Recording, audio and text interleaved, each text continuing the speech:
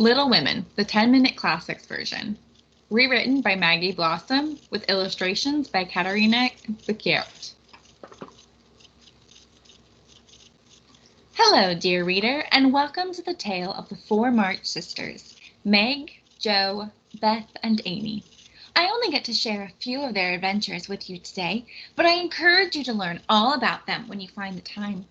Meg was the oldest March sister. She was kind and responsible and a great help to her mother. It sometimes seems like she herself was a mom to the other three. Jo was second oldest. Some may have said Jo was a tomboy, but Jo just felt she was an independent-minded woman.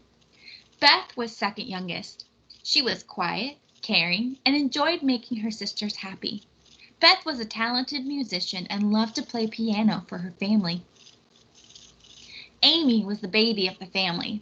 She loved beautiful things and she was a wonderful artist, but sometimes she worried about appearances too much. The girls lived on the East Coast of America a long time ago, during the American Civil War. Their mother, Marmee, had a lot to do as their father was away serving as a chaplain in the war. There was little he could give to his little women beyond his words of encouragement. With Christmas just days away, the girls were excited to receive a letter from their father.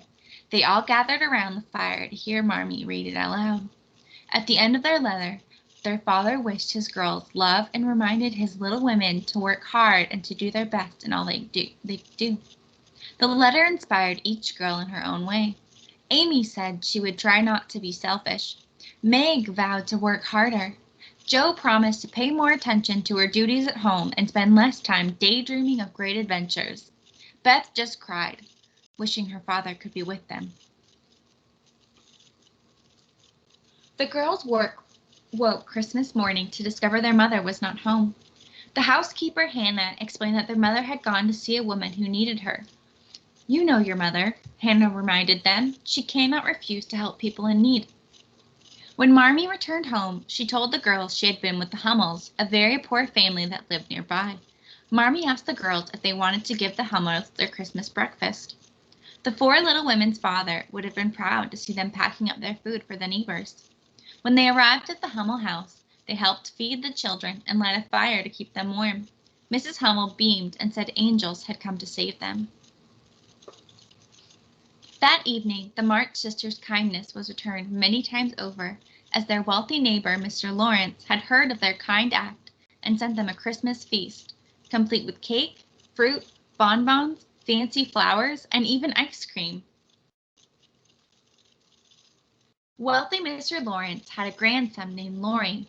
Laurie was an only child and had been raised by his grandfather ever since his parents died. Often, Laurie would watch the March family through his window, wishing he could have some company. Jo was the first of the little women to become friends with Laurie. Jo had noticed Laurie looking out his window. One day, she decided to invite him to come out to play. She threw a snowball at him as he leaned out his window, and she yelled for him to join in the fun.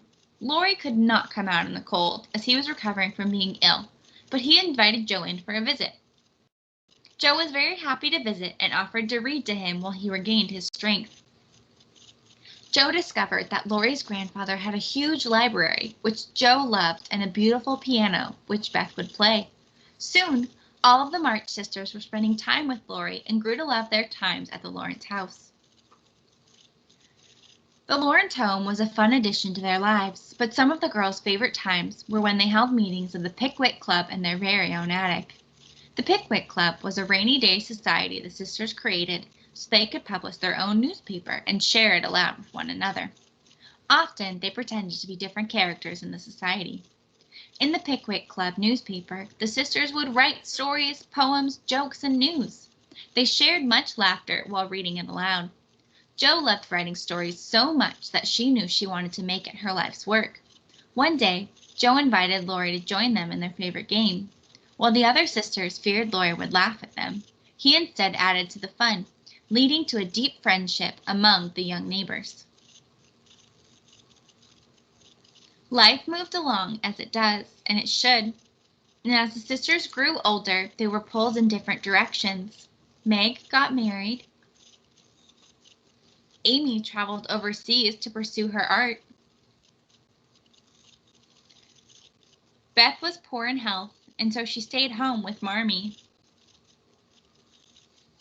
While Jo was worrying about what to do with her life, Marmee wisely said, "Jo, you have so many extraordinary gifts. How can you expect to lead an ordinary life? You're ready to go out and find a good use for your talent." And that is just what she did. Jo was brave and moved to New York on her own to pursue her writing. In New York, Jo's writing was a success. She made enough money from her writing to support herself and send money back to her family as well. While in New York, Jo met a man named Professor Bear. Professor Bear challenged Jo not to just worry about making money, but to try and become the great writer he knew her to be. This was hard for Jo to listen to, but great for her to hear. They became close friends, and Jo was taken with the professor's intelligence, kindness, and generosity.